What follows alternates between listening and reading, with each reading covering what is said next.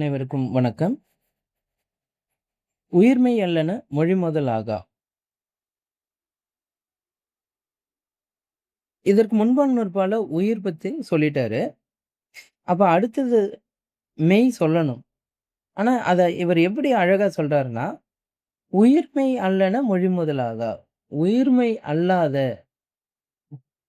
அ மெய்யெழுத்துன்னு சொல்லல. உயிர்மெய் அல்லாதன அப்படின்னு சொல்லிறாரு.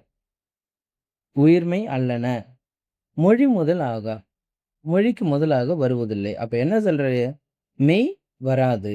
மொழிக்கு முதலாக வராது. அது உயிரோடு சேர்ந்து உயிர்மெய்யாக தான் மொழிக்கு முதலில் வரும். அப்படின்னு சொல்லிர்றாரு.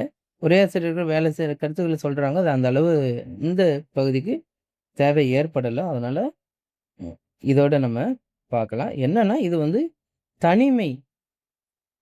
உயிரோடு சேராத தனிமை மொழிக்கு முதலில் வராது என்கின்ற கருத்தையும், அதனால உயிர்மெய்யே மொழிக்கும் மெய் வரணும் என்றால், அது உயிர்மெய் என்கின்ற வடிவத்தில் தான் வரும் என்கின்ற செய்தியையும் இங்கே குறிப்பிடுகிறார்.